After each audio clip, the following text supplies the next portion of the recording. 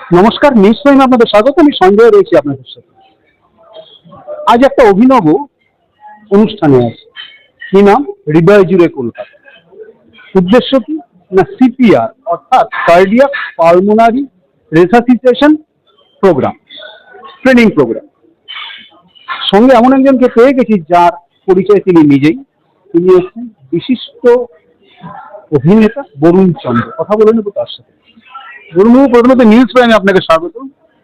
Thank you very much. আচ্ছা, এই যে হৃদয় জুড়ে Kolkata, CPR cardiac pulmonary resuscitation training programme, হৃদয় জুড়ে তো এখন পিজা বার্গার, হৃদয় জুড়ে এখন জোম্যাটো সুইগি, কতটা এফেক্টিভ? Very effective. একটা পান ইউজ করলে পরে deadly effective.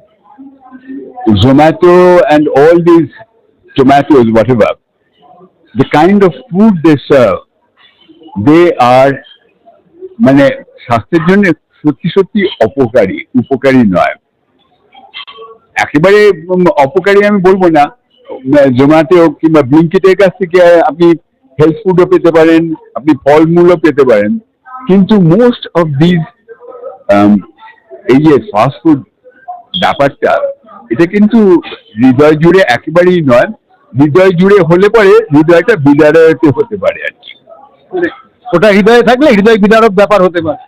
আচ্ছা, হৃদয় জুড়ে তো আরেকটা জিনিস এই মুহূর্তে, যেটা রাজ্য, দেশ, বিদেশ, সারা পৃথিবী জুড়ে যে ন্যায় বিচার অর্থাৎ জাস্টিস, এই যে বিষয়টা, এই বিষয়টাকে কিভাবে দেখছেন? এক, আর দ্বিতীয় হচ্ছে এই যে সিপিআর সিস্টেমে যে চূড়ান্ত তাড়াতাড়ি করতে পারলে সময়টা পাওয়া যায় চিকিৎসা পর্যন্ত পৌঁছানোকে, যে কোনো একটা মুমূর্ষু রোগীকে, এই বিষয়টাকে কি না, হৃদয় জুড়ে এই যে আজকে যেটা হয়েছে আরজি করে, I will not include this, কেননা that is a totally different incident. It's a blot on the society. I don't want to discuss it, not here. This is not the platform for it.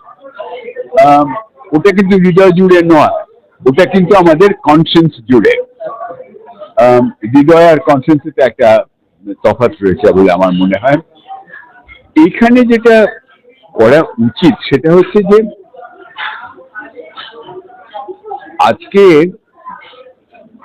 দুরকম disparity দেখা যাচ্ছে ইয়াংস্টারদের মধ্যে। বেশ কিছু রয়েছেন যারা গ্রামে গঞ্জে রয়েছেন, তারা প্রপার একটা হেলথি ডায়েট যেটা, সেটা তাদের জোটে না। আরেক দল হচ্ছে যারা বড় বড় ভালো ভালো স্কুলে পড়াশুনো করেন, তারা over healthy diet but not কমেন্সুরেট exercise, সেটা হচ্ছে না। দুটোই কিন্তু সমানভাবে স্বাস্থ্যের পক্ষে অপকারী। কিছু কিছু লোক তারা ভালো খেতেই পারছেন না, তারা হয়তো দুবেলা খেতেই পান না।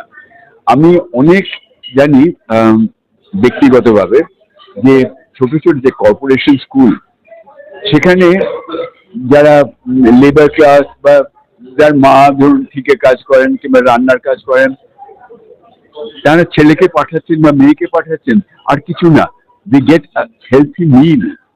সকালবেলা যদি যায়, they get genuine good cow milk, খাবার পায়, সাস্টেনেবল। তাদের কাছে এখনো শহরের মধ্যেও এরকম ডিসপ্যারিটি রয়েছে, disparity of the over rich and the over poor. That has to come down, which is a political misfortune.